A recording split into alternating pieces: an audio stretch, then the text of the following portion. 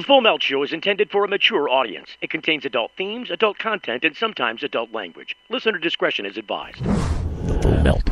My name is Jennifer Hensey. I'm from Smiths Creek, Michigan, which is a small town outside of Marysville, Port Huron area in St. Clair County. And I'm going to kind of tell you a story. You guys write laws about civil asset forfeiture, but I've lived it for the past 10 months. I was diagnosed with MS, so it was suggested by my neurologist to take advantage of the Michigan medical marijuana laws.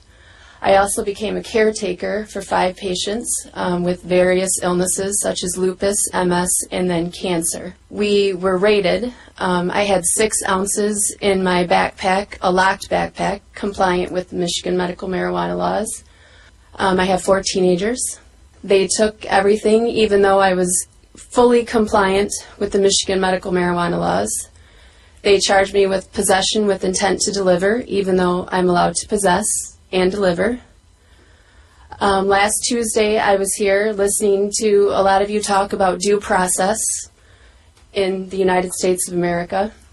I believe you, Representative Kesto, were the one talking about that. And I'm here to tell you that hasn't happened with me.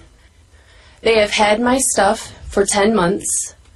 My ladders, my iPads, my children's iPads, my children's phones, my medicine for my patients. Why a ladder? Why my vibrator? I don't know either. Why TVs?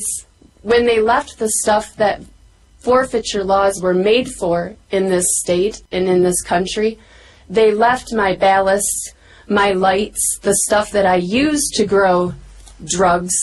They left that stuff. But they took the stuff that doesn't grow drugs. So I did not get bound over by the judge in St. Clair County, yet they still had my stuff. Okay, I didn't commit a crime. They actually said no crime occurred. I went to the prosecutor's office in St. Clair County on Friday morning and said, okay, Judge Nicholson did not bind me over. How do I go about getting my stuff back? The prosecutor came out to me and said, well, I can still beat you in civil court. I can still take your stuff. Are you high? What are you talking about? This is the Full Melt. Give me a break. The Full Melt Show.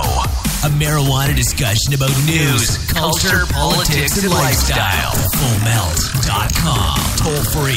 844-420-TALK. 844-420-TALK. And coming to you live from the PetPain.com studios every Monday through Friday from 7 until 8 p.m. Eastern Standard Time. It is the Full Melt Show.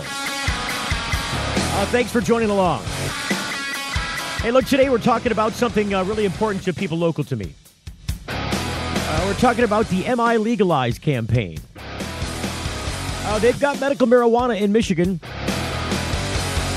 And we also have giraffes and elephants running around in the woods. What I mean by that, I'm obviously being tongue-in-cheek. What I mean by that is that we've got medical marijuana in Michigan. But boy, the Attorney General's really whittled that protection down to just about hardly anything, isn't it? I mean, it's barely a fig leaf to cover your private parts now. Really. So we do have the medical marijuana. So there's some bills trying to go through the state of Michigan that will help bolster up the Medical Marijuana Act. One will provide for dispensaries, another one will provide for medibles, which the courts have said the Medical Marijuana Act does not cover. And they're trying to get that stuff through. We've been working on getting those bills done in this state for at least the last 4 successive years. And every year they raise money to get those bills done and, pass it on to the legislators. And for whatever reason, I think the last, it seemed like it was going to get done the last session. And then the rug got pulled out from underneath them when one of the senators, I believe Senator Rick Jones, called upon his sheriff friends, Sheriff's Association and others, Mike Bouchard and Bill Schuette, and the Republicans put huge pressure on the Senate to shoot that stuff down. Just don't call. We're not going to call those bills. I know that it was overwhelmingly supported by both parties, bipartisan support, both chambers, flew with flying colors in both judiciary committees, and then it gets over to the Senate and they pull the rug at the last minute. it's been like this, roller coaster ride for these patients, people who need this cannabis as medicine for a long time now. And so as the story goes, and at least as far as I can see it from my perspective, and there are many perspectives on that, and this is why this show exists. The world does not revolve around the world of, Steve. Everybody's got a point of view. Everybody's got an opinion.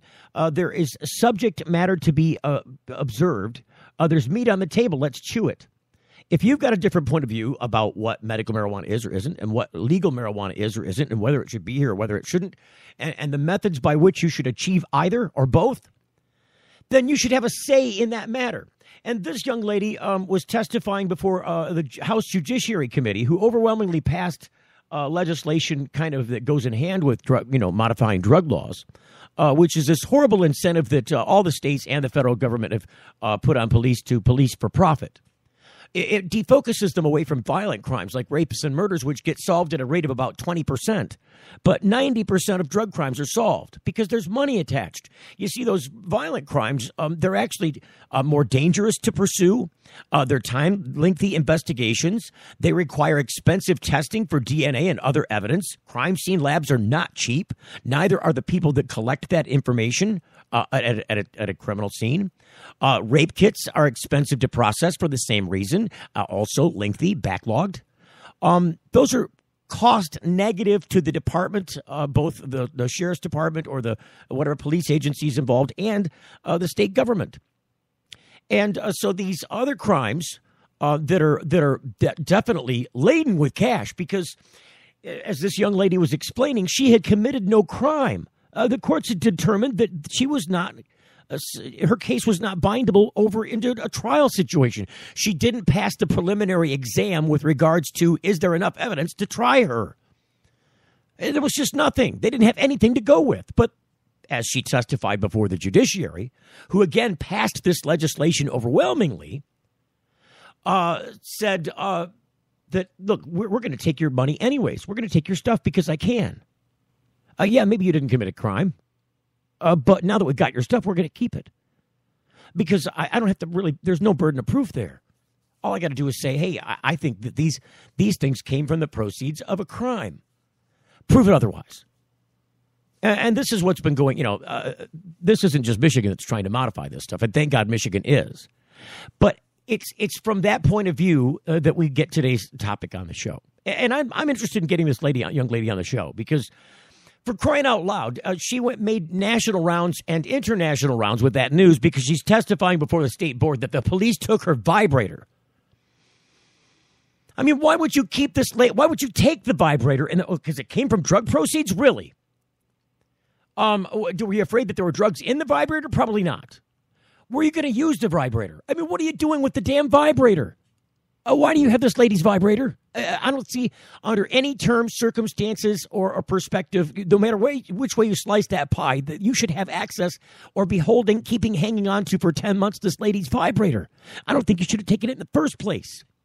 But it's from this perspective that many people in this state have gotten together and said enough is enough is enough. Whether or not they're going to get those other bills passed for the Medical Marijuana Act, we are going to just take this into our own hands and do what we had to do with the Medical Marijuana Act in the first place, which is to do what the legislators refused to do. And we'll just get enough signatures and let the voters vote this in ourselves. So on today's program, if we ever get to it, and I think we will, after the commercial break, Attorney David Rudoi. Now, David is a private practicing attorney in the state of Michigan. I will let him speak for himself on his credentials and maybe any other licensing. But David's also on the board of the Legalize campaign. There's a longer acronym. There's a longer name for their political group. But there's a board overseeing a nonprofit that is designed to put a ballot petition before the state of Michigan's voters in 2016. And it seems, though, that the ballot language has come together. It seems, though, as though that time is now. And so I think it's MiLegalize.com. Is that what it is? I think it is. Who am I asking? Because there's nobody else here. There's three cats looking at me. There's three studio cats looking at me. MiLegalize.com. That's where you can go and find the information. There's the ballot language right there. You can read it for yourself. It's still, it's almost finalized. I would suggest that it's likely that the version that you're looking at online is extremely close to, if not the version that will be put before the State Board of Canvassers. And I'll let David speak on this, to approve, to get the petition language straightened out so that they can start circulating that petition, gather the signatures needed, and get it on the ballot. Because from the time that starting line gun cracks, pop, they've got just a certain amount of time to gather those signatures, and it's a huge burden. It'll be really rough. It's an uphill battle for those guys to get those signatures collected. But there are people that don't agree with the situation. They don't agree with the methodology by the language. They don't like the language. There's some information about taxing in there. Some people have issues about that. There's issues about where that tax money goes. Some people have issues about that. There's issues about the fact that this is overly regulated by the state government. People have issues about that. And so from my point of view, and I'm just going to tell you my point of view because this is just mine, you guys have at it. We'll let David speak for MiLegalize. We'll let you call 844-420-TALK, toll free, and have your say about what this is or what this isn't to you. I would suggest, however, from my point of view, that it doesn't matter, that this is I've said this for a long time, this is a baby steps process. This isn't going to get all done in one chunk. This isn't going to get done in the form that you were going, this is formative. Even if this ballot petition passes, and I God hope it does. I just really hope it does. Because if it doesn't, it's just another, this has been a sticky battle since 2008 for this group. It's burdensome. It's time-consuming. It's all-encompassing. It'll suck you in if you're politically active in trying to get this done. And it's really mind-numbing. That aside, if they do get this done, it's not going to be exactly what everybody wants. You can't please everybody all at the same time. And this is the problem with people's initiatives. They don't get it. This is what legislators understand. This is why people hash this out and horse trade votes around. Because it's never going to please everyone. At some point, somebody's going to have to, if you get it done, is going to have to modify. They're going to have to bend a little bit. It's a give and take process. And eventually, because, if this does get done, you can modify it again later. You can make your case for how this should change in the future. Why the taxes should go away. Why this regulation should not happen or should happen. It's MiLegalize, legalizing marijuana in Michigan. Attorney David Rudoi is our guest on the PetPain.com lines next. You're getting the full melt. It's not easy out there, but it can be easier. And when it comes to medical marijuana in Michigan and chronic pain management, Dr. Bob Townsend, renowned for his patient advocacy and deep understanding of how patients and medical marijuana certifications fit together, makes it his hallmark to educate and provide the best holistic treatment for your condition. His knowledgeable staff makes you feel warm and welcome, and Dr. Bob makes you feel well. With locations across the state in Cadillac and Gaylord, Kalamazoo, Marquette, Mount Pleasant, Muskegon, Saginaw, Traverse City, you can't beat the convenience and feeling you get knowing you have someone on your side that cares. Denali Healthcare is on the web at denalihealthcaremi.com. Get answers to your holistic health questions or schedule an appointment now by calling 989-339-4464. Chronic pain management and holistic health answers is what they do. It's all they do. DenaliHealthcareMI.com. Get your certification and peace of mind now by making an appointment with Dr. Bob Townsend at 989-339-4464. Got something to hide?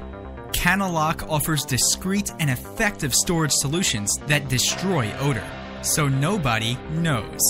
Canalock is a patented charcoal-activated bag that discreetly stores your marijuana.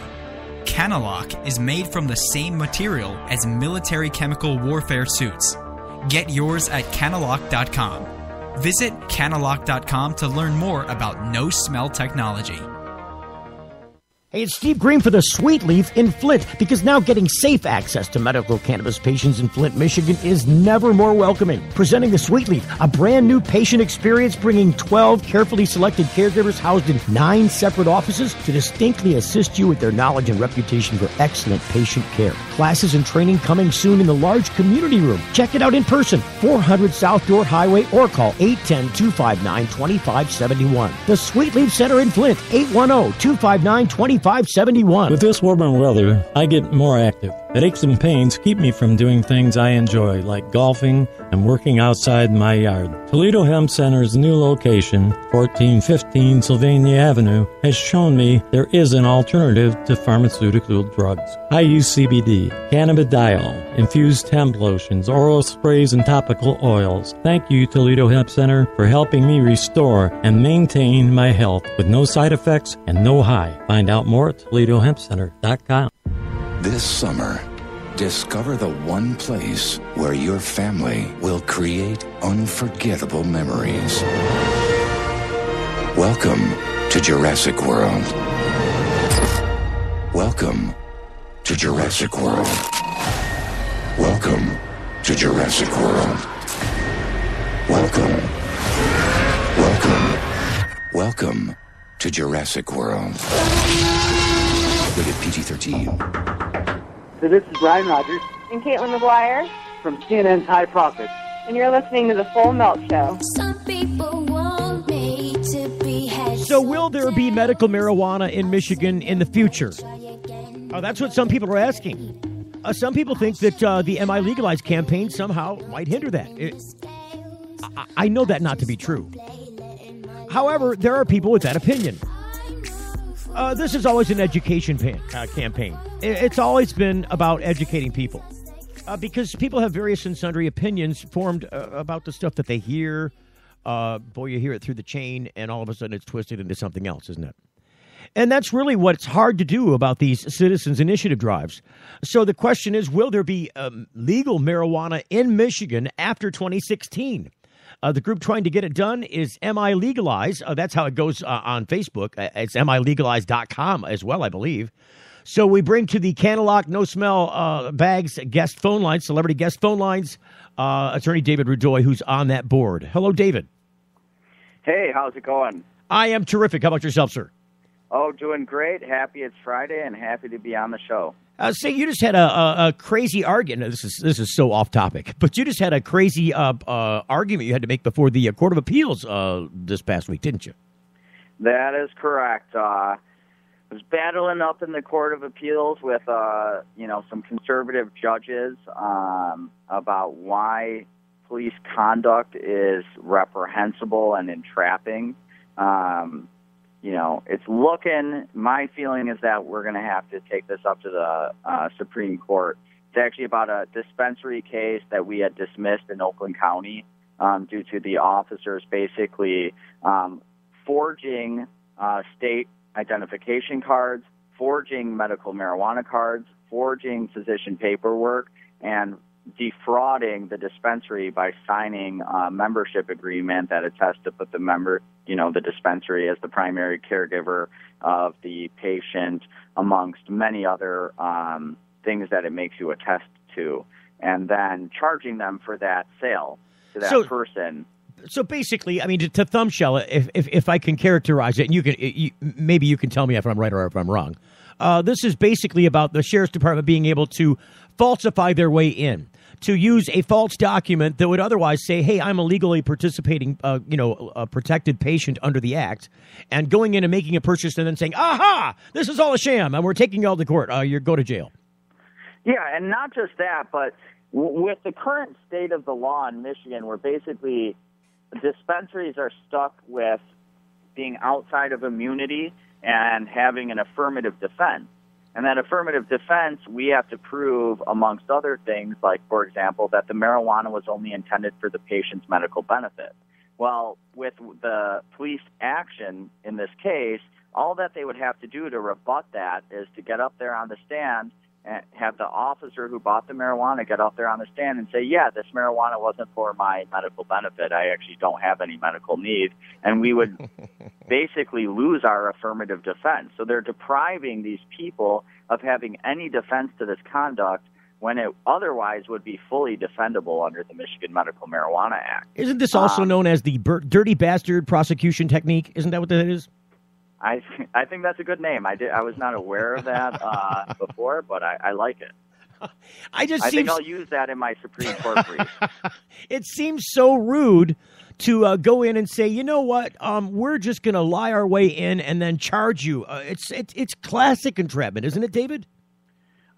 Well, I think it's a little bit different from classic entrapment because the issue that we're dealing with here in Michigan is that we were afraid of supremacy clause issues with the Federal Controlled Substances Act. Right. So we didn't legalize medical marijuana. We created an immunity and an affirmative defense. Right. So that behavior is not actually legal. It's still illegal. You're just immune from prosecution or penalty in any manner. So it's finding yourself behind that shield. It's finding yourself behind that shield that's the trick in court, right? Well, exactly. And the big problem is traditional entrapment is when your behavior would have been completely legal but for the policeman's conduct or but for the state actor's conduct. Right. And here that's not exactly the case, but there's a second prong of entrapment that we have in Michigan. That's the police conduct being so reprehensible that justice cannot allow it to continue. And that's what's going on here, is the police's conduct is in direct conflict with justice. Right. Clearly. To me, it's clear as a bell. And it is to me, too. And one of the judges, Saad, who has been on almost every bad medical marijuana court of appeals opinion here in the state of Michigan, he was one of the judges that thought Section 8, your affirmative defense, didn't exist if you were outside of the protections of Section 4. Right. It's so clear that that's untrue. I mean, he's one of the judges that's really been instrumental in trying to take apart the Michigan Medical Marijuana Act and alleviate us of its protections. So you're looking forward to possibly a negative ruling? Is that what I'm leaning to here? Is that what you're? We're... Well, here's where we were. Basically, there was one judge who just straight let me know he disagrees with me that this conduct was reprehensible in any way. He thinks it's completely okay for officers to act in this manner. The second judge seemed like he thought it was reprehensible. Maybe he wasn't sure, but he was definitely actually thinking about the case and considering it. And I think I got through to him. His name was Shapiro. And then there was a third judge who stayed completely silent the entire time, besides making a joke about whether we should refer to them as dispensaries or provisioning centers. So I'm not really sure about him, but based on Saad's past, and I understand that he has a lot of political pull within the Court of Appeals, I'm expecting, and at this point pretty much planning on appealing the case up to the Supreme Court, because in Michigan, the Supreme Court is the only court that can actually rule on medical marijuana with a rational mind. Hopefully, I have a case pending in the Supreme Court right now, People v. Mazur, so I'm really hoping that they're going to continue to be rational as they have in past cases. So it's these kinds of court wranglings that MiLegalize seeks to fight back against. Am I correct in that? That's exactly the issue. And I've been talking with a lot of activists lately about this. And, in my mind, and of course, I'm in the criminal justice system, so I see this stuff every day, but there's so much of people believing that the Michigan Medical Marijuana Act is going to protect them, and then finding out that, the judges and even Court of Appeals judges don't really care about the protections of the Michigan Medical Marijuana Act. Right. And at the best case scenario, they find themselves fighting their case out and being on bond for up to years in court, and it really ruins a lot of lives. And so what MiLegalize really seeks to do is to end that. The worst penalties that we allow under the Act for most violations is a $100 civil infraction fine. We would legalize cannabis for anybody 21 years of age or older. You'd be legal to possess up to 24 ounces of marijuana and up to 12 marijuana plants. And this would also allow for commercial licenses, but without a commercial license, that's what you'd be allowed.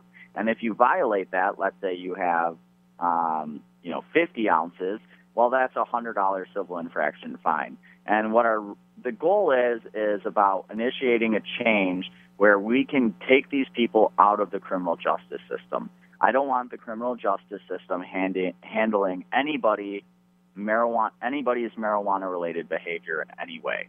And I truly believe MiLegalize and the proposal that we're going forward with will accomplish that goal. Well, that is the sum goal end, isn't it? I mean, but there are a lot of people that have different points of view about how a state should legalize. At least this state should legalize. You're running into some opposition in that way, aren't you?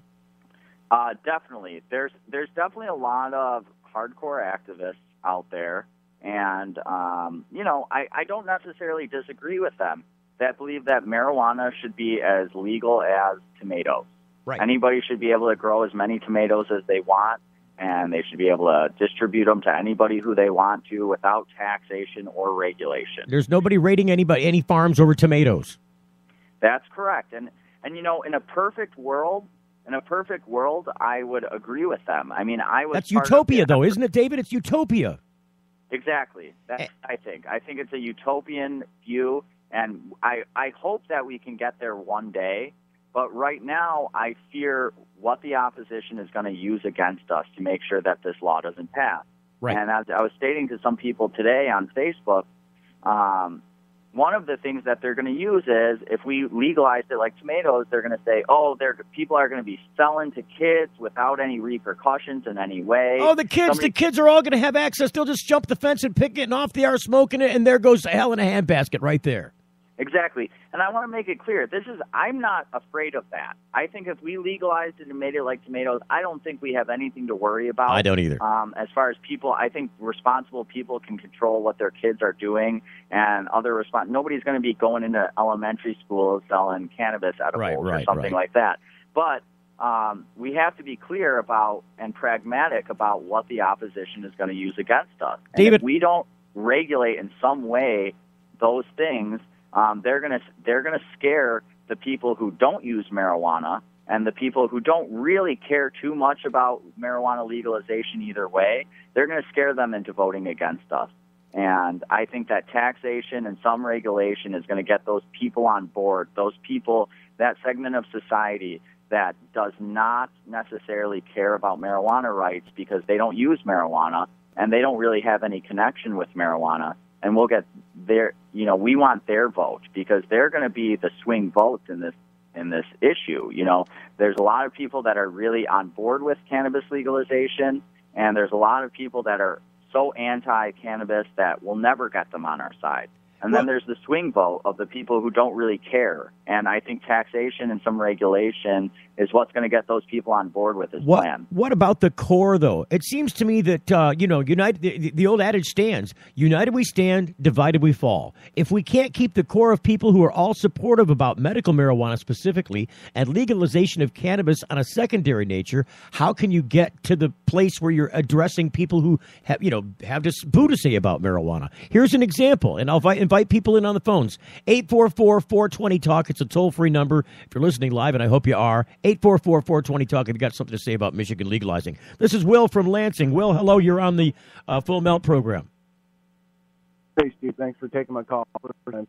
I am one of those hardcore activists. I was around before the Rainbow Farm tragedy and 9/11, and I try not to use the M word when I'm discussing the herb. I call it herb or cannabis because that's what it is.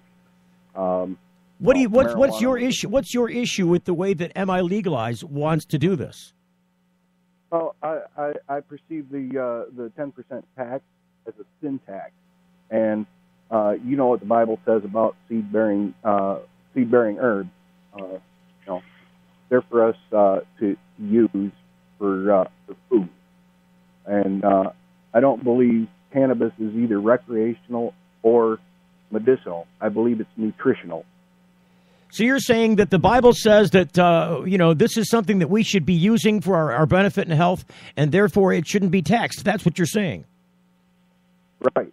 Okay, so thank you for calling, Will. I know you've been on hold for a while. Thank you for. I know you're also in some trying circumstances. Will's hanging out in a hospital, so I'll let him get back to taking care of that. I do appreciate the phone call, David. What do you got to say about that? Well, to be honest, I agree with Will. I mean, I really do. In my heart of hearts, I agree that. Cannabis is nutritional. I believe it's medical as well. I mean, I think the science is very clear on that, that cannabis does, in fact, help a myriad of medical conditions. It's unbelievable how many different medical conditions that cannabis helps. And I believe it can be used recreationally as well. Some people enjoy the psychoactive effects of marijuana, and I believe they should have that right to enjoy that. Certainly, but so then why if in this instance, taking his thought into mind, why wouldn't we put forth a ballot proposal that would say, hey, we can do this and we're not going to tax it? Well, here's my belief. My belief is, I'm a cannabis attorney. I handle a lot of cases, and so people know me for that. And a lot of people in the community that could give don't care either way about cannabis, come up to me all the time and they go, Dave, have you heard how much money, how many tax dollars Colorado's raised from legalizing cannabis? We should do that here in Michigan. And a lot of people who don't really care about cannabis rights don't understand what Will's talking about the, that it's a nutrient and don't really care about that, but they want those tax dollars. And, it's really my belief that if we want this to pass in 2016 and we want to end the imprisonment, punishment, and terrorism of cannabis users and their providers, we need those people to be on our side. So this is about position. For me, this is a compromise that I'm willing to make so that we can end the terrorism of cannabis users. I mean, that's really it. It's about wait. Just to be clear. So this is about positioning the ballot petition in the best light, offering enough bait so that we can get enough people on board to get this thing passed once and for all. Exactly. That's exactly it. All right. I don't want to ever defend somebody for a marijuana or cannabis, and respecting what Will's talking about. I mean, it really is cannabis.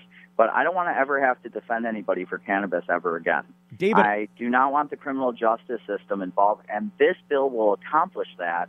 And we do. It's a huge step in the right direction. It might not be all the way there, but we can't do it all at once. I got you. Listen, we're going into commercial break, David.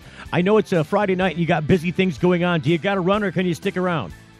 I can stick around for a little bit. All right, hang on through the commercial break. We're coming back to talk to David Rudoi from MiLegalize. He's a cannabis attorney in Michigan. He's on the MiLegalize board. More about that coming up next on The Full Melt Show. Don't go away. You're getting The Full Melt. Each week, Pot Pitch takes a look at different medical or legal pot business as they attempt to seek investment capital and partners in order to take their business to the next level. What do investors like? And which entrepreneurs are shown the door? Real venture capitalists, smart entrepreneurs, and exciting business models in a brand new industry, cannabis. Pot Pitch. Find out what this new marijuana industry will look like and who its players will be. Real deals, real people, real decisions. Pot Pitch at potpitch.com and featured on the Full Melt Radio Show. Got something to hide? Canalock offers discreet and effective storage solutions that destroy odor, so nobody knows. Canalock is a patented charcoal-activated bag that discreetly stores your marijuana. Canalock is made from the same material as military chemical warfare suits. Get yours at canalock.com. Visit canalock.com to learn more about no-smell technology. With this warmer weather, I get more active. Headaches and pains keep me from doing things I enjoy, like golfing and working outside my yard. Toledo Hemp Center's new location, 1415 Sylvania Avenue, has shown me there is an alternative to pharmaceutical drugs. I use CBD, cannabidiol, infused hemp lotions, oral sprays, and topical oils. Thank you, Toledo Hemp Center, for helping me restore and maintain my health with no side effects and no high. Find out more at ToledoHempCenter.com. If you're like us, your pets aren't just animals. They're members of your family. Pet Pain CBD Hemp Oil Drops are great for aging as well as active dogs and cats. Some people are apprehensive about hemp treatments for pets. They ask us, what are you smoking? Absolutely nothing, and neither will your pet. Like other hemp-based products for humans, the allure is all of the benefits of cannabis without any of the high. The CBD oil has shown to rejuvenate the bones, joints, brain, stomach, eyes, and heart. And the drops contain absolutely no corn, wheat, soy, artificial colors and flavors, or preservatives. Pick some up today. Visit petpain.com or ask for Pet Pain at your local pet store. Petpain.com. CBD relief for your pet.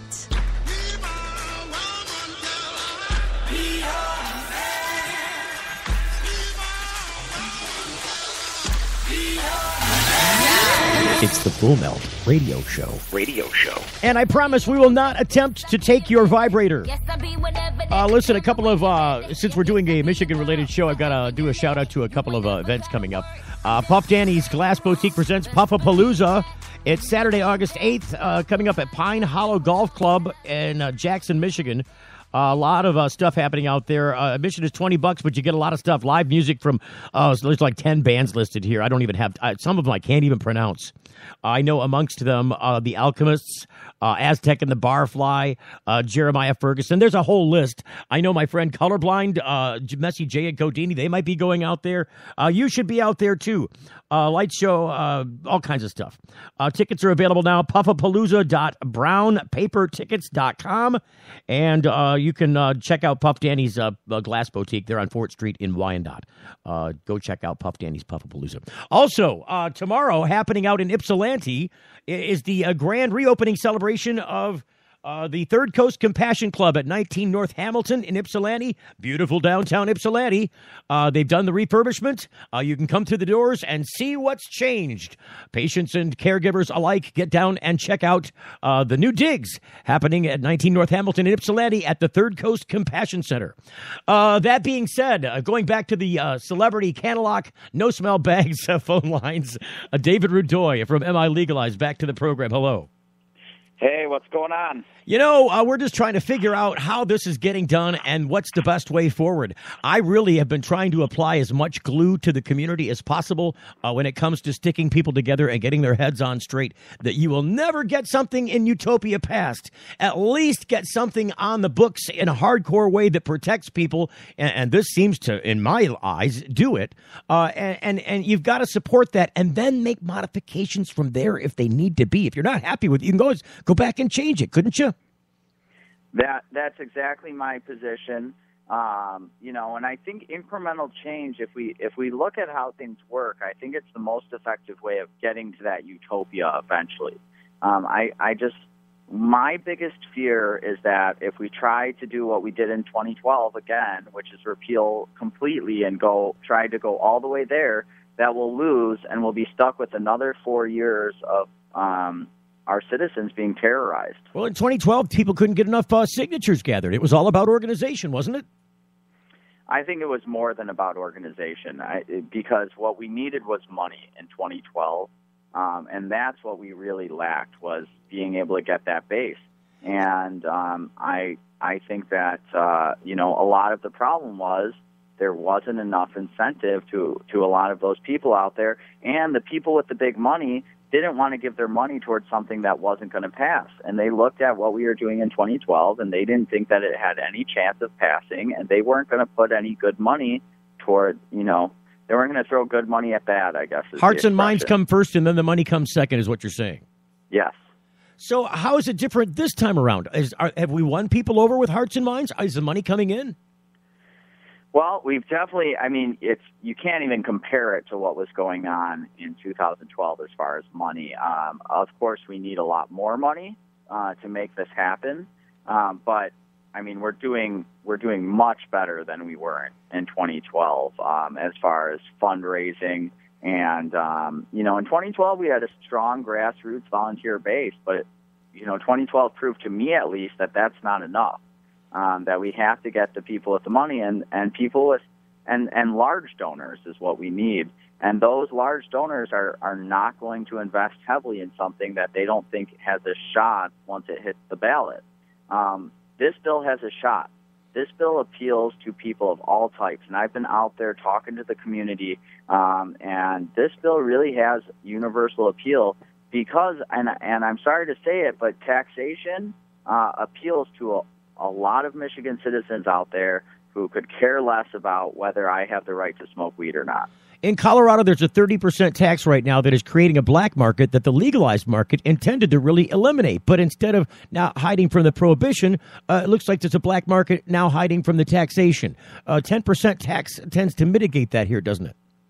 And that was our goal with the 10% tax. We figured that that's not too much to make it, because there's a huge convenience factor with recreational. Being able to go into a store and choose your marijuana type from a whole list and myriad of different types of marijuana, different types of edibles, concentrates, flower, pre-rolls. I mean, there's a huge convenience factor with that. And a 10% tax, I don't think, is so high that it's really going to drive people away from that. There's always going to be somewhat of a black market surrounding cannabis, because there's always going to be, you're always going to buy something wholesale if you have the ability to, but that exists with lots of consumer goods.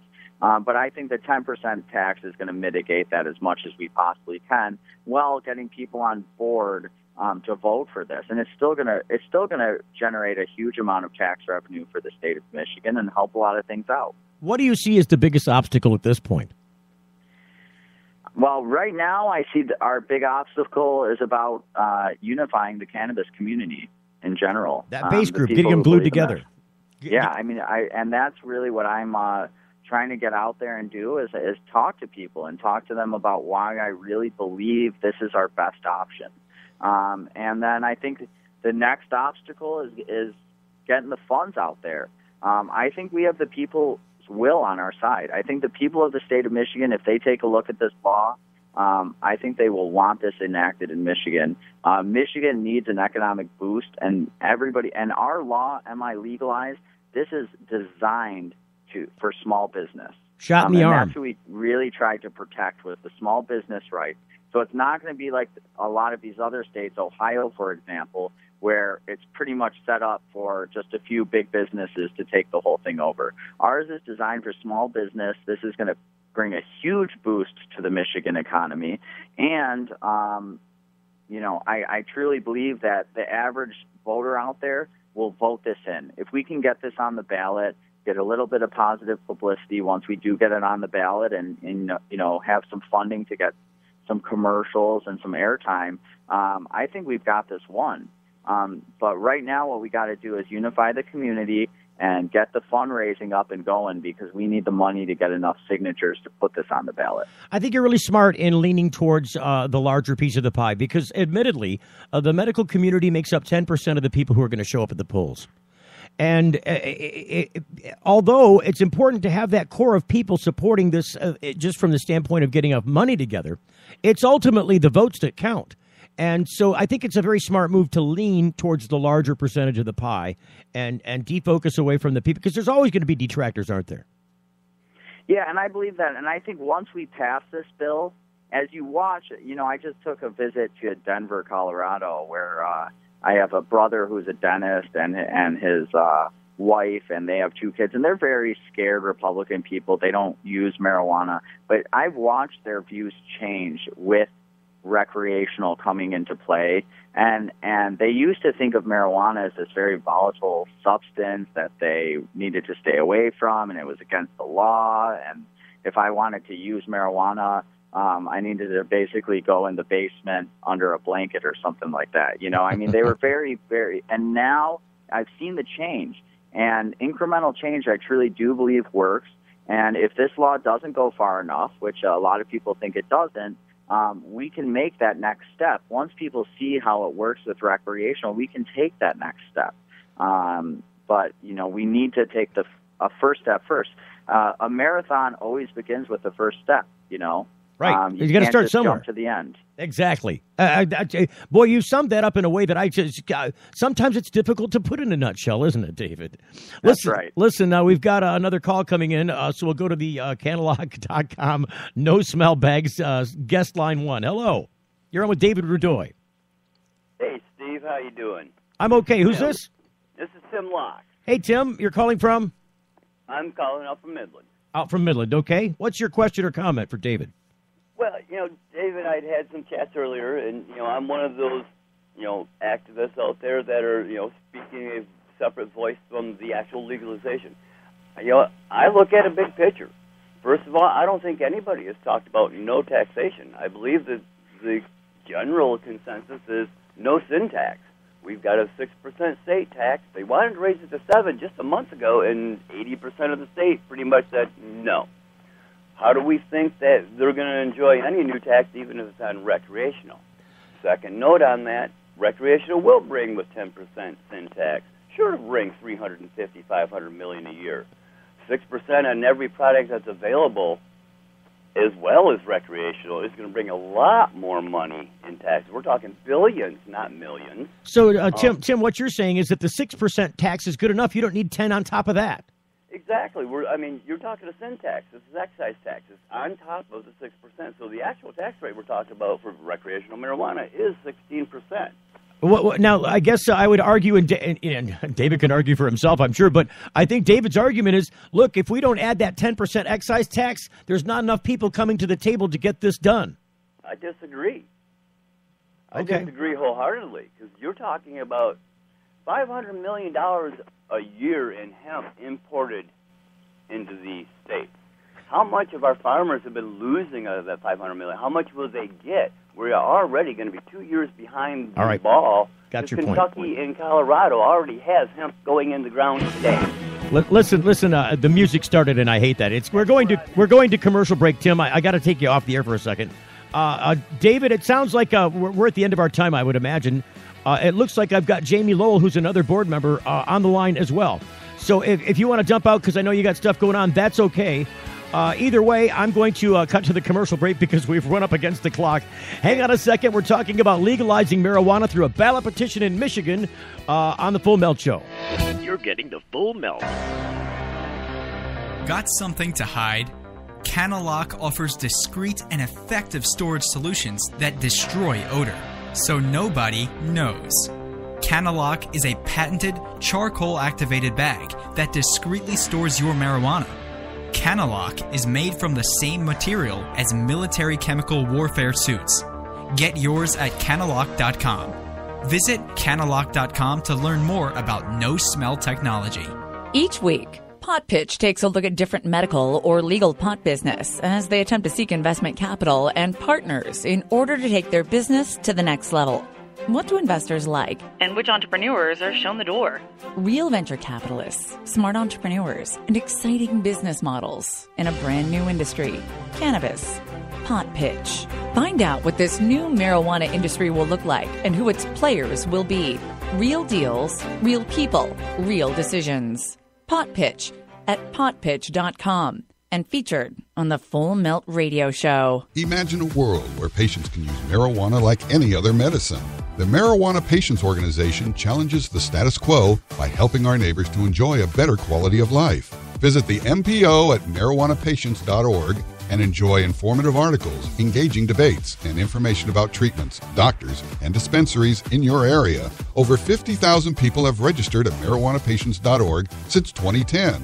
Join us at the Marijuana Patients Organization today, marijuanapatients.org. It's Steve Green for the Sweet Leaf in Flint, because now getting safe access to medical cannabis patients in Flint, Michigan is never more welcoming. Presenting the Sweet Leaf, a brand new patient experience bringing 12 carefully selected caregivers housed in 9 separate offices to distinctly assist you with their knowledge and reputation for excellent patient care. Classes and training coming soon in the large community room. Check it out in person, 400 South Door Highway, or call 810-259-2571. The Sweet Leaf Center in Flint, 810-259-2571. If you're like us, your pets aren't just animals. They're members of your family. Pet Pain CBD hemp oil drops are great for aging as well as active dogs and cats. Some people are apprehensive about hemp treatments for pets. They ask us, what are you smoking?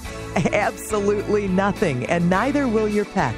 Like other hemp-based products for humans, the allure is all of the benefits of cannabis without any of the high. The CBD oil has shown to rejuvenate the bones, joints, brain, stomach, eyes, and heart. And the drops contain absolutely no corn, wheat, soy, artificial colors and flavors, or preservatives. Pick some up today. Visit petpain.com or ask for Pet Pain at your local pet store. Petpain.com. CBD relief for your pet. This summer, discover the one place where your family will create unforgettable memories. Welcome to Jurassic World. Welcome to Jurassic World. Welcome to Jurassic World. Welcome to Jurassic World. Rated PG-13. It's the Full Melt Radio Show. Radio show. No, honey, I'm good. I can have another, but I probably should not. I got somebody at home. So I'm not sure where we were at when we hit break. I know we lost David over the break. He had to run. Friday night being Friday night for attorneys and all. Who knows? Look, I wanted to pick up with Tim where we left off. I didn't want to shut him down. Tim, did you have something more you wanted to contribute? You were trying to say something, but the music started and we couldn't hear you. So now no problem. I was just going on the direction that I still got music playing. Yeah, hang on. It's going away. There it goes. All right. Okay. I was just going to get to the point. We're talking about the taxation and the economic boom here. There is so much more potential in everything but recreational. It should be the last thing we are discussing when we are talking about hemp and cannabis in the state.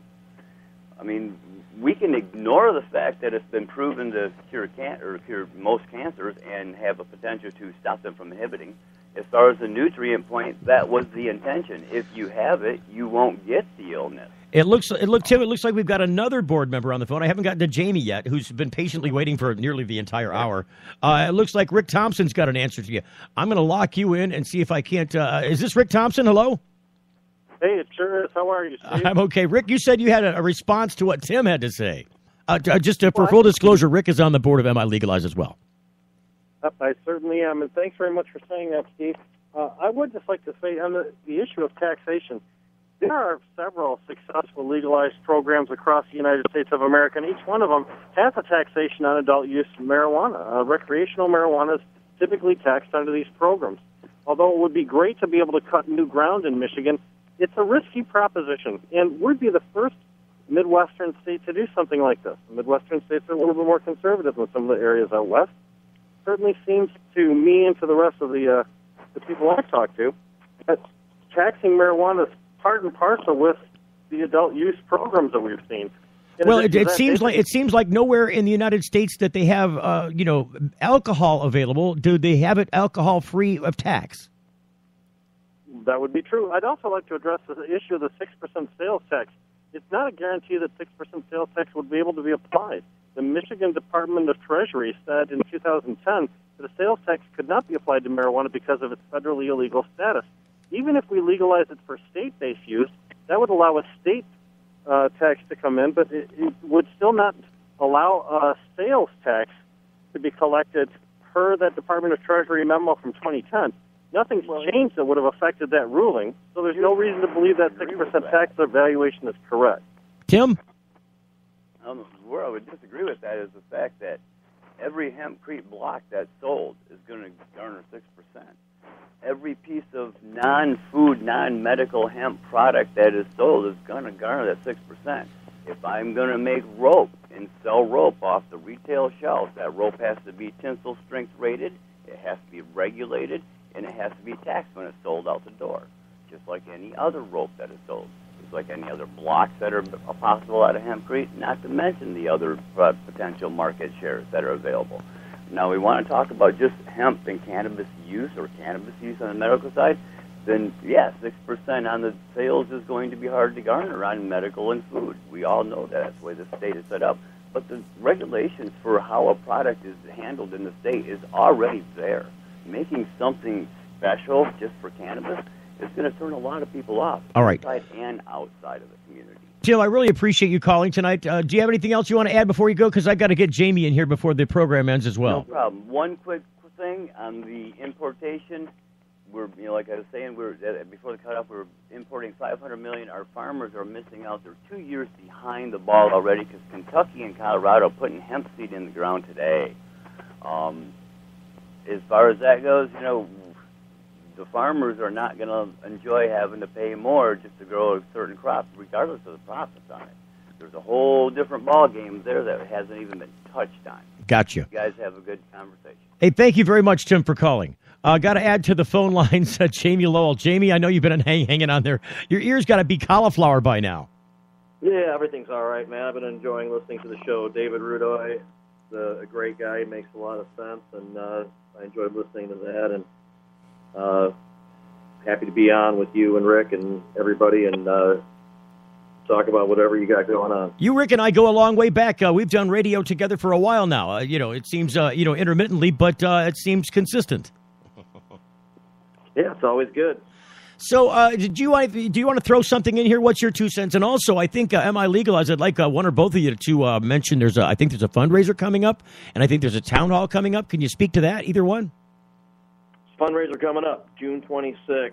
It'll be out in Ann Arbor at the Polo Fields Country Club, and it's a push to raise a big chunk of money needed to launch the campaign properly with the professional campaign organizations and managers and strategies and the things that cost a lot of money in order to turn it into a self-perpetuating machine. And that's when you have a successful campaign and a shot at really, getting it done at the voting booth. And so it is a several $100 a plate, $500 a plate dinner, or $750 for couples. There'll be state representatives there.